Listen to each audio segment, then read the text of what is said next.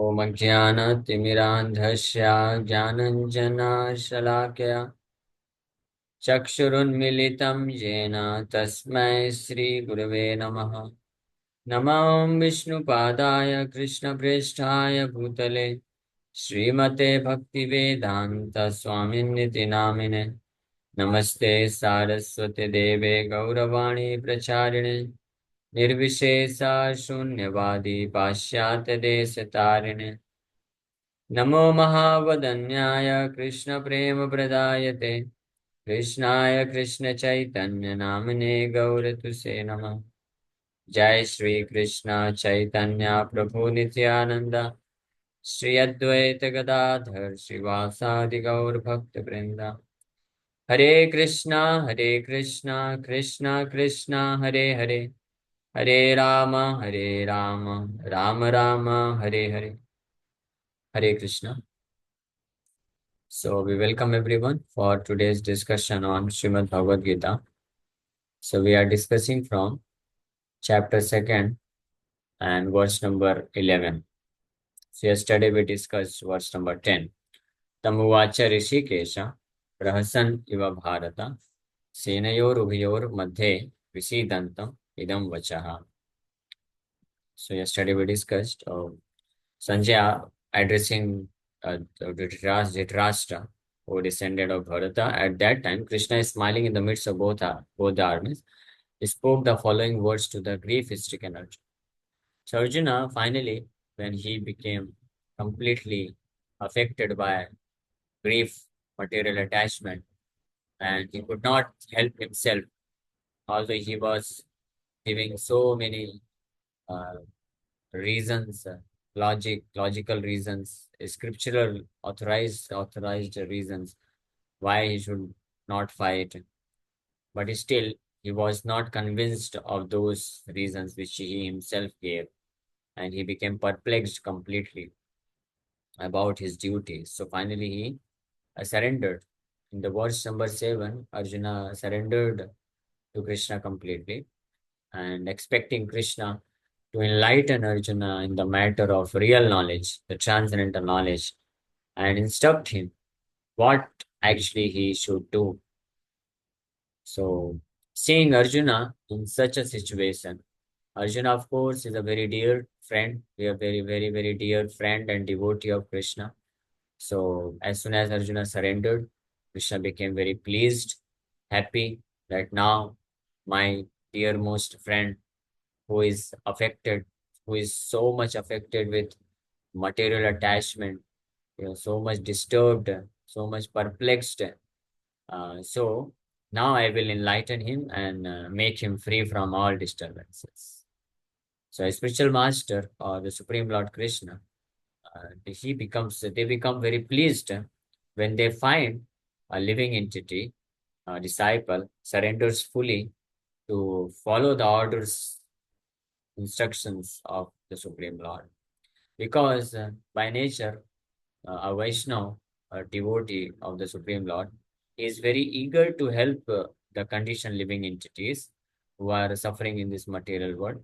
So, as any genuine Vaishnava, any genuine devotee of the Lord, he cannot tolerate the suffering of the people in general. So, they feel great pain when they see people are suffering in this material world. Like Prahlad Maharaj says this to Lord Narasimha.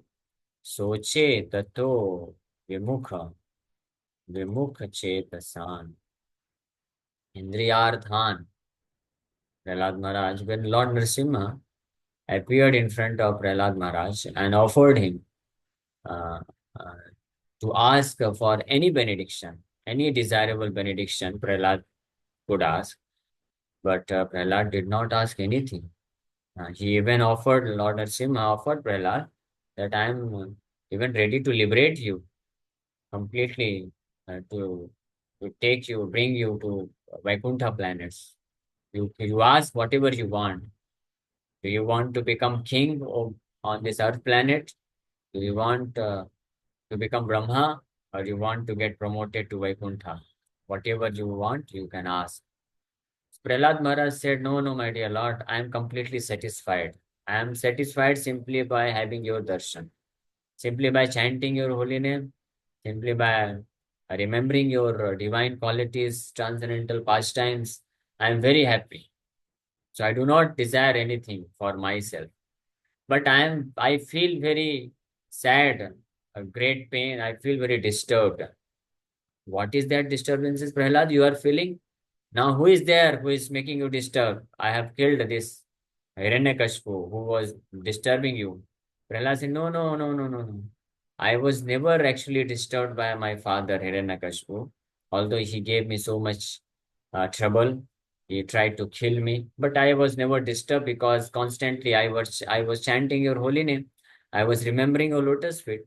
So because of the nectar which I was tasting, I was relishing every moment. So I did not feel any trouble or pain because of my father's mistreatment. But I do have a great trouble in my heart. Uh, so what is that? Prahlad Maharaj says, Naivo tuje par durattaya vaitaranyas tvadbir gayana mahamritamagna chitta soche tato vimukha chetasa indriyartha maya sukhaya bharamudvahato vimudhan. Oh, best of the great personalities. The Supreme Lord is best of the great personalities. Who are great personalities? The great devotees are great personalities. And among devotees, best of the great personalities, Krishna is best of the great personalities. Satvatam Patihi is the master of great personalities, the master of devotees. Satvatam means those who are virtuous, those who are truly honest, and those who are truly pure-hearted soul, pure-hearted personalities. They are actually pure devotees of the Supreme Lord. So they are Satvatam, or they are great personalities. But Krishna, being the master or lord of his devotees, he is best of the great personalities. So Prahlad Maharaj addresses, oh, best of the great personalities, I am not at all afraid of material existence. I am not at all afraid of Maya. Everyone is afraid of this Maya. Mama Maya Duratya, Krishna also says. Why? Why you are not afraid of my Maya, this material existence? Because for whatever I stay, for wherever I stay, I'm fully absorbed in thoughts of your glories and activities. I'm not afraid of your material existence, your illusory potential, Maya, because wherever I am always thinking of your lotus feet. I'm always glorifying your activities. I'm always in touch with you in term in the form of your holy name, your pastimes, your glories. So Maya cannot touch me. So I'm not at all afraid. But my concern is only for the fools and rascals who are making elaborate plans for material happiness and maintaining their families, societies, and countries. I am simply concerned with love for them. This is my concern. Soche means I am simply lamenting. I do have a great lamentation within my heart. I feel disturbed. I am feeling great pain within my heart because of Vimukha Chetasaha, because of those fools and rascals who are bereft of Krishna consciousness. Why they have become bereft of Krishna consciousness? Why they have turned their faces away from the Supreme Lord? Indriyartha Maya Sukhaya, because of sense gratification, because of intense desire to enjoy senses. Maya Sukhaya. Maya Sukhaya means illusory happiness, temporary happiness, not real happiness. So just to get this illusory happiness of the senses, they have turned their face from your lotus feet, and because of which they are suffering a lot. And in order to get Maya Sukhaya, in order to get this temporary illusory happiness of the senses, they are bharam uduvahata. They are lifting a great burden, false burden. What is that burden? The burden of responsibility, burden of maintaining family, society, nation, and so many elaborate arrangement for the purpose of, for the single purpose. What is that? To get illusory happiness of of the senses. So they are being burdened. They are being burdened by great responsibility to get the illusory happiness of the senses. Udvahata, they are lifting by making grand plans for this arrangement, economic development. That's why they are Vimudhan. Although all of them are nothing but fools and rascals. I'm thinking of them also. Vimudhan. Mudha means fool, and Vimudha means Vishes Rupena Mood. One who is fool number one, first class, first class fool is known as Vimudha or rascal. So Prahlad Maharaj, out of love, he's telling. Don't mind what he's telling. So in this verse, Prahlad Maharaj, because of so much concern, deep concern within his heart, and great love and affection for all the living entities, Prahlad Maharaj, out of great concern, he is chastising, just like sometimes parents, when they find that their child is has become so naughty that he may hurt himself. So, out of great concern for the safety of the child, parents sometimes they beat the child, sometimes they chastise him like anything. You rascal fool, huh? You are so naughty. Why don't you stop for a moment? They may speak like the harsh words like this, and sometimes they may slap the child also. But that is out of great concern for the protection or safety of the child. Similarly, whenever in the Bhagavatam we find some of the great devotees and the Supreme Lord Himself also, sometimes they chastise us like anything, just like Prahlad Maharaj is chastising us. We are in the category of these foolish people who are running after Maya Sukhaya, illusory happiness of the senses. And for this reason, we have turned our face away from the Supreme Lord. And because of which only we have unnecessarily taken the burden of so-called responsibility of this world. And because of which we are heavily paying the tax to Maya. Heavy tax. What is that heavy tax? Being, uh, we are suffering in this material world. All kinds of suffering and miseries which we are experiencing in this world, that the only reason is we have turned away our face from the Supreme Lord just to get some kind of cheap, temporary, illusory happiness of the senses. So that's why Prahlad Maharaj, out of great affection and concern, he is addressing us, Vimudhan, fools and rascals. So he is very concerned for our welfare, and she is praying to the Lord that I want that all these people may get delivered. So this is the concern of a pure devotee and the Supreme Lord. They have this concern for all the living entities. So that's why when a living entity becomes very serious and he surrenders to a spiritual master, one of our spiritual master, a pure devotee of the Supreme Lord, then they smile and they become very pleased to impart the transcendental instructions and knowledge so that that particular living entity who has come to their shelter and surrendered to him so that he may get delivered from this hellish condition of life. What is the hellish condition of life? One who is only endeavoring hard to enjoy sense gratification. He is actually living in a hellish condition of life. Although he doesn't feel like this because of great illusion. Just like a drunkard who is so much intoxicated with drinking alcohol. Uh, so the person who is not drunk, seeing the situation of a drunkard, the person can understand he is in such a great suffering situation. He is in such a great hellish, he is in hellish condition of life. He is suffering. But the person who is completely intoxicated with the drinking liquor, he doesn't feel like this. He thinks, I am very happy. I am sab mast chal raha hai. Huh? And he is roaming here and there, sometimes falling into the ditch, sometimes going to a gutter, falling in the gutter. Sometimes some people come and make fun of him. Uh, So he doesn't feel like this. But a person who is sane, who is not intoxicated, he can see and he feels pain for that drunkard person. Just see how he has become so entrapped by drinking this alcohol, and he is so intoxicated that he cannot even understand that he is suffering. Similarly, a pure devotee who is above this conditioning of material existence, they can feel like this. They can understand that all the living entities who are simply intoxicated with the desire to fulfill their sense gratification. They are actually suffering in this world. Just like when Srila Prabhupada, he went to America in 1965. He landed up in Boston in September 1965. So as soon as he landed there, he saw all the people, these Western people, especially younger generation, girls and boys, they are so much intoxicated with the desire to enjoy sense gratification. So Srila Prabhupada felt great compassion for them.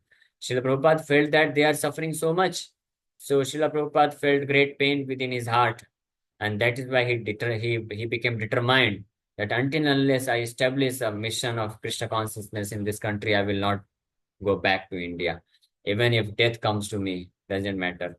So he suffering a lot. He struggled a lot, and but still he established ISKCON movement there, and gradually, uh, few younger generations they became attracted to this movement and they became devotees, and they left all kinds of nonsense activities, this intoxication, meat eating, gambling, illicit sex, all these sinful activities.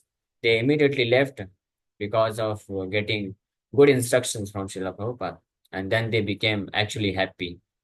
Hippies, earlier they were hippies. Hippies means they were suffering a lot. But when Srila Prabhupada, they heard good instructions from Srila Prabhupada, and all these hippies, they become happy. So similarly, here the Supreme Lord Krishna, he is pleased to see that Arjuna has now surrendered. So now Krishna is starting to speak. The first verse of instructions on Bhagavad Gita begins from here. So Krishna says, Shri Bhagavan Vacha. अशोच्यान्वशोचस्त्वं प्रज्ञवादांश भाससे गतासून गतासूंश्च नानुशोचन्ति Pandita. The Supreme Personality of Godhead said, while speaking learned words, you are mourning for what is not worthy of grief. Those who are wise lament neither for the living nor for the dead. So Krishna is speaking very openly, in a very straightforward. He is speaking plain truth. He is not thinking that Arjuna should not be hurt. Right now, Krishna is doctor and Arjuna is patient. So Krishna has to do surgery. Sometimes when a surgeon has to do surgery, it may not be pleasing. It may be painful for the patient, but the doctor has to do the surgery. Otherwise, the patient will die. We cannot just superficially speak some pleasing words to satisfy or to temporarily please the audience. Krishna is not like that kind of motivational speaker. Krishna is not motivational speaker of that kind who speaks big, lofty words just to attract the audience, just to encourage them so that they may keep coming to the motivational speeches. No, Krishna, the Supreme Lord Krishna, and anyone who is his dear devotee or a pure representative, they will speak the plain truth in order to enlighten the people in general. They will not just give motivational speeches. So Krishna, in the very first verse, he chastised Arjuna. He says, you are speaking very learned words, but actually you are a fool number one. Indirectly, Krishna is saying this, that you are a fool number one, although you are speaking such big words. But he is telling this in a gentlemanly way. Krishna says, while speaking learned words, you are mourning for what is not worthy of grief. That means your speaking of learned words is of no use. Those who are wise lament neither for the living nor for the dead. But you are lamenting. That means you are not a wise. You are a fool number one. Pragyavadamsha bhasase. Although you are speaking very pragyavadamsa, learned talks. And when Arjuna was speaking in the first chapter, Krishna did not speak anything. He was simply hearing. Krishna was hearing, and internally he was laughing.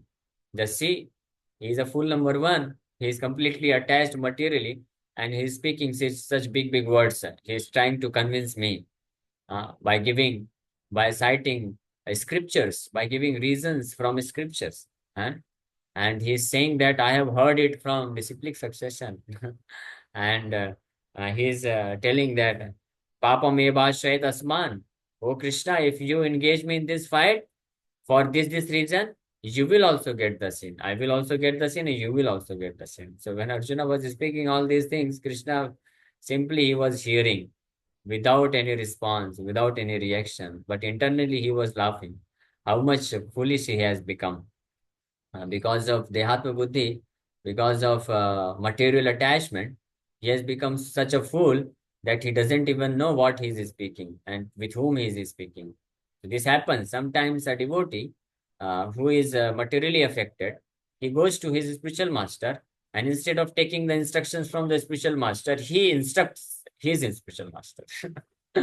He says, my dear Guru Maharaj, you don't know. If I do like this will happen. I think I should do like this. He starts speaking to he starts instructing his spiritual master. This happens. Sometimes it happens when a youth or anybody, any devotee who has just begun to practice Krishna consciousness, he's facing some challenges, and we try to give him some guidance, instruction that you do not do like this. You follow strictly these rules and regulations are there, and we don't just tell like this. We give the references, like Srila Prabhupada said, one should behave like this, and the scriptures say like this. But still, the person who is illusioned because of material attachments, he cannot feel like this. He thinks that I should act like this, and he doesn't listen to the instruction. So Arjuna's situation in the first chapter was like this. That's why Krishna did not instruct. That is why it is said, those who are saintly person, those who are means instructor or spiritual master or teacher, they should not instruct anybody until unless one has come out of this illusion that I know something. One should not be instructed until unless one is willing to surrender. Otherwise, the instructions will only make him more angry. It is said that मूर्खानाम he उपदेशानाम he मूर्खा prakopayate. If you instruct a foolish person, the only result will be he will become more angry upon you. They don't instruct. Giving instructions means you have to speak the plain truth. You cannot just speak to support him, whatever he wants. You have to speak the plain truth, just like a doctor. If he has to save a patient, so he has to speak the plain truth that you cannot eat these item. If you eat like this, you will die, and you have to take this kind of treatment. You cannot avoid simply because you are feeling some pain and you are not willing to take the treatment. You cannot avoid the treatment, otherwise you will die. So doctor has to speak the truth. He cannot. If the patient is not ready, then he should not come to the doctor and take the treatment. He should remain at the home. But if he is willing to get cured and if he has come to the doctor, then he must fully surrender. That is the condition. Otherwise, he will not get the benefit. Simply going to the doctor and discussing with him, wasting the time of the doctor and the patient himself, there is no use. If one is not ready to accept the treatment given by the doctor, then just going to the doctor and asking the prescription, there is no use at all. Similarly, if somebody is not willing to accept the instructions of a bona fide spiritual master, there is no use actually in going to him and discussing and asking questions, inquiring to put inquiries, because this will be simply a waste of time for both of them. So that is why generally it is seen that those who are actually very elevated soul, they do not talk much with general public. Uh, They do not like to waste their time only. But if they can get even a single student, single disciple, a single devotee who is willing to accept the instruction, who is willing to apply the instructions in his life, they are willing to help him completely. Otherwise they are not willing. That is the reason why many of the very exalted pure devotees, they did not make any disciple. This is one of the reasons. Another reason is that they always felt they are very humble. They are not at all qualified. This is the very deep-rooted quality of a true Vaishnava. Any genuine Vaishnava, any pure devotee, he never feels that he is qualified to guide anybody. He is qualified to instruct anybody. So this is the symptom. Any Vaishnava, anybody who thinks that he can become guru, Srila Bhakti Thakur says that he is not a devotee. If a devotee he thinks that he can become guru, he is not a devotee at all. Uh, and another point he says, if a pure devotee, if any Vaishnava, if he doesn't take the responsibility of guru, he is not a Vaishnava at all. These two things, the two statements, which appears to be contradictory, but actually it is not contradictory. He says if anybody who claims that he is a Vaishnava, but if he does not take the position of a guru, he is not actually a genuine Vaishnava. Uh, And if anybody who thinks that he is a guru, he can instruct any pupil in general, that means he is not a Vaishnava. So that means the mood of a spiritual master or guru or true Vaishnava is that he accepts the responsibility of a spiritual master for guiding people in general, for instructing them in the path of Krishna consciousness. But he doesn't think of himself as a spiritual master. He thinks of himself as a servant of all the living entities.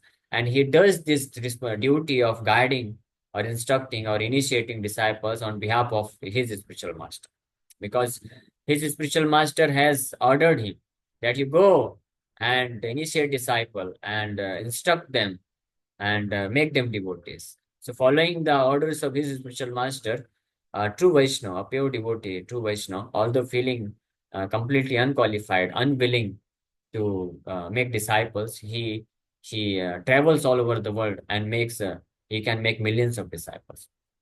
And that is what Srila Bhakti Thakur did, and that is what Srila Prabhupada did, and that is what Srila Prabhupada disciples are doing the same thing. They are preaching all over the world.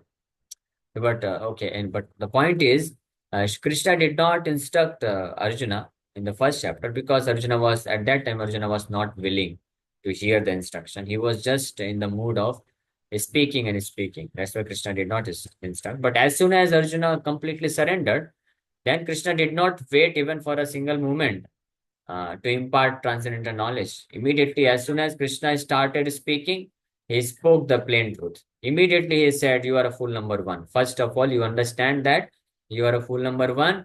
Although you are speaking such big, big words and citing so many scriptures, but because you are in material consciousness, Dehatma Buddhi, so because you are lamenting for the body, that means you are not actually learned. So now you take learning from me. Indirectly, Krishna is telling in this verse that although you spoke so many big, big words, but actually you are not a learned person, because any learned person does not lament for the body and the soul. So you are not learned. So now I will speak knowledge, transcendental knowledge. You take the learning. You understand the subject matter perfectly and become situated in a proper condition. So this is what. So what exactly in this verse we'll discuss tomorrow. But one thing we can discuss in this verse, Sri Bhagavan Vacha. So if you see verse number 9, when Sanjay is speaking, so Srila Vyasadeva is writing Sanjay Vacha.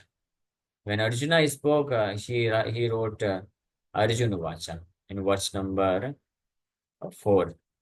When Arjuna is speaking, he is writing Arjuna Vacha, Arjuna said.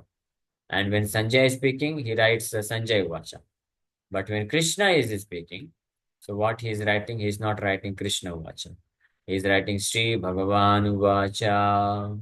That means the Supreme Personality of Godhead said, now the Supreme Lord is speaking. That means Krishna, first thing he is establishing, that Krishna is Sri Bhagavan, the Supreme Personality of Godhead.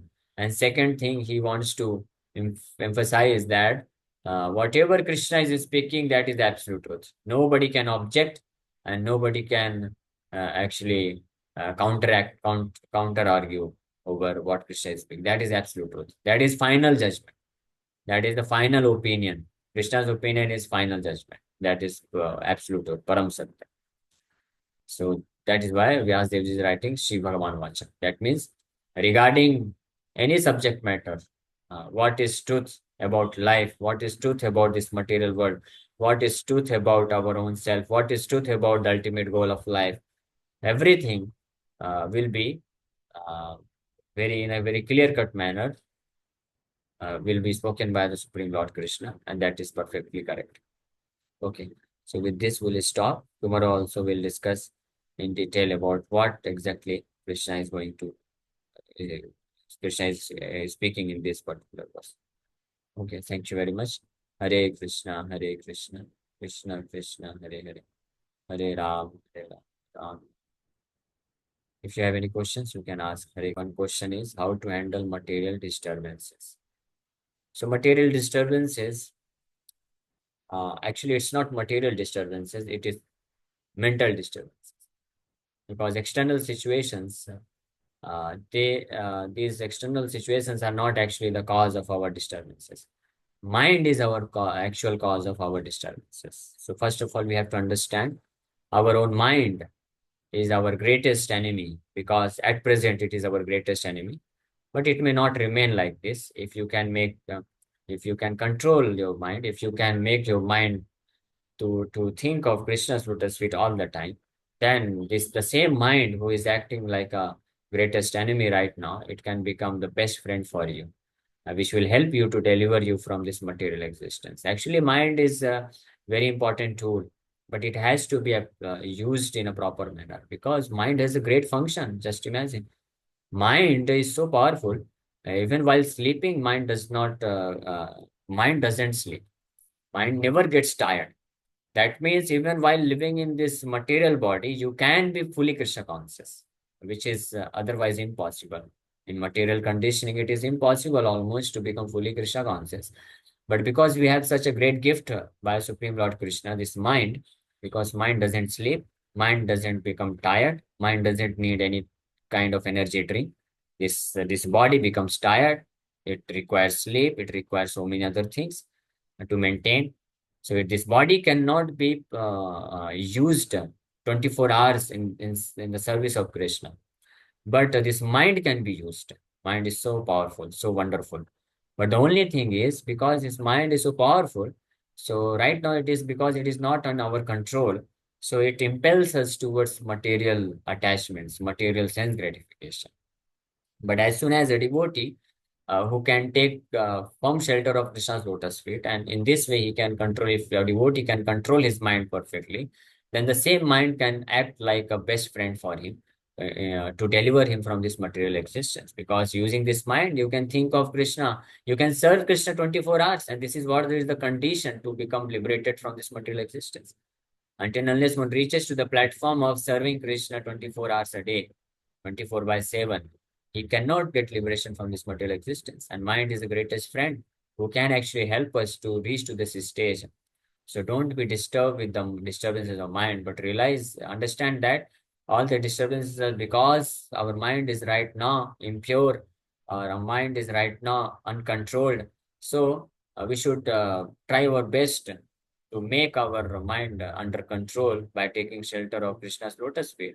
Then once the mind is accustomed to take shelter of Krishna's lotus feet, where once the mind is able to release the nectar of Krishna consciousness, then the same mind will help you a lot to advance in Krishna consciousness. You can experience bhava, love for Krishna, bhava, which is not actually possible in this material body. But if the mind becomes fully pure, so even in this, while living in this material body, one can experience to some degree the bhava or prem, love for the Supreme Lord Krishna, and in this we get delivered. So the answer is how to handle material disturbances is that you try your best to make your mind to always think of Krishna by chanting Krishna's holy name, by reading about Krishna, by hearing about Krishna, by serving Krishna, by thinking of various pastimes of Krishna. In this way, engage your mind. Man mana bhavat bhakto, Krishna says, if you engage your mind, you engage your mind always in thinking of me. If one can do this, then he can become free from all the mental disturbances. Okay. Any other question? Hare Krishna. Yes, Dhanuka. Prabhuji, when you said Arjuna Vacha, it is Arjun Vacha and Yes. Sanjay Vacha. But when it is said for Sri Krishna Vacha, Sri Bhagavana Vacha, it is Uvacha. So what does that mean in Sanskrit? Is it something different? No, Vacha means said. Sri Bhagwan Vacha means the Supreme Personality of Uvacha. Godhead said. Or Arjuna Vacha means Arjuna said so. But Vacha means said. Prabhuji, there it is written Sri Bhagwan Uvacha. Arey UCAVA. bhai, that Yeah. is Sandhi Vichhed. If you Okay. if you combine the two words Bhagwan plus Uvacha, Okay. All then right. it becomes Bhagwan Uvacha. Okay. Got it. Got it. Got it. Okay. Hare But Krishna. if Then you Pranam do Prabhuji. Sandhi Dhanyawad. Vichhed, separate the words, then it is Sri Bhagwan. That just like in English you can see Sri Bhagwan and Uvacha. It's the same Okay. thing. So to lay emphasis on the word Bhagwan, it Yeah. is written this way. Okay. Hare Okay. Krishna.